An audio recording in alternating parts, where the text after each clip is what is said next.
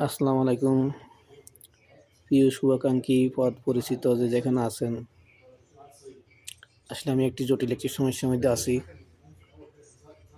সমস্যাটা হলো আমি ছেলেমেয়েদেরকে আলাদা পরিবেশে রাখি লেখাপড়া করাতে গিয়ে আমি দেশে বাড়িতে ঘর করতে পারিনি, বা যে ঘর ছিল বাইরে খুলে লেগে গেছে এবং মূল বাড়িতে চিহ্ন তারা কিছু রাখেনি, মায়ের কবরস্থান বাবার কবরস্থান নিয়ে গেছে।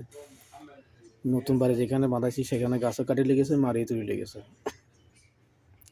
এমত অবস্থা আমি ঘর করতে একটু হিমশিম খাচ্ছি, আমার দায়িত্বশীল পালন করার কেউ নাইও। কিন্তু একই দিয়ে আমার ছেলে মেয়েরা বড় হয়ে গেছে। বড় ছেলে লন্ডনে মাস্টার্স সাইবার সিকিউরিটি ফার্স্ট করছেন, একমাত্র মেয়ে মেডিকেলে পড়তেছে প্রাইভেটে।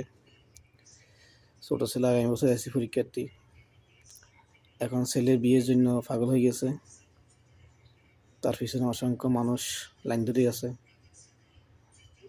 আমি যেহেতু অভিভাবক, আমি আসলে তেমন কাউকে চিনিও না, জানিও না। তবে আমার একটা যে ধারণা আমি সেটা আপনাকে দিচ্ছি। আমার ছেলে এবং মেয়ের জন্য আমার ছেলেও লম্বা, মেয়েও লম্বা। মেয়ের জন্য আমি একটা সুন্দর মন্দ চাই, একটা ছেলে লম্বা টলফিকার শিক্ষিত হইতে হবে।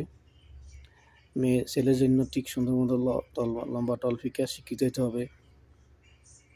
তাদের অর্থ না থাকুক সেটা আমার প্রবলেম না, তাদের বাড়িঘর না থাকুক সেটাও আমার প্রবলেম না, কিন্তু তারা শিক্ষিত হইতে হবে এবং মানানসই হইতে হবে ছেলের সাথে মেয়ের সাথে, এবং আদর্শগতভাবে তারা ভালো হইতে হবে।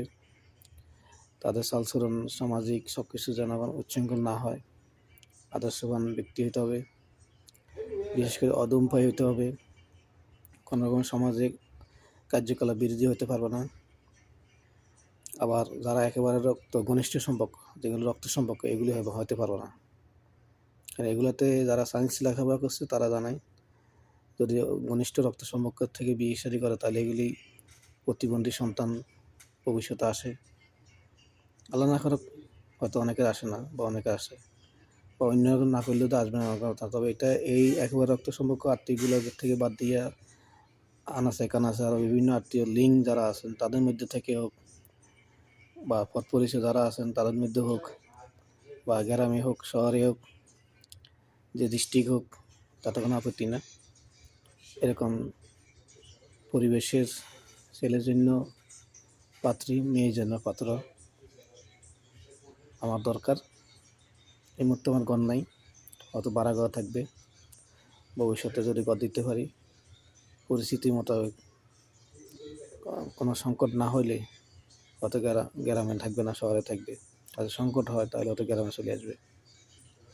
এরকম পরিস্থিতিতে যারা মনে করেন আপনাদের আমরা যোগ্য, বা আমার ছেলের যোগ্য, মেয়ের যোগ্য, তাহলে আপনাদের মেয়ের বা ছেলের সরাসরি আমার সাথে লিঙ্ক, আমার ফেসবুক আছে, মেসেঞ্জার আছে, হোয়াটসঅ্যাপ আছে, ইমো আছে, বিভিন্ন মাধ্যমে আমার সাথে যোগাযোগ করবেন।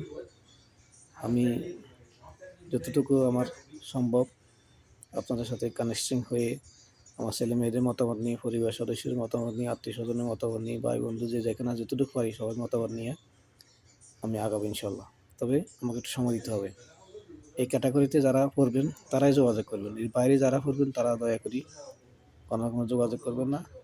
এটা আমার সাথে আমার এই আপত্তি। সবাই ভালো থাকবেন। আসসালামু আলাইকুম।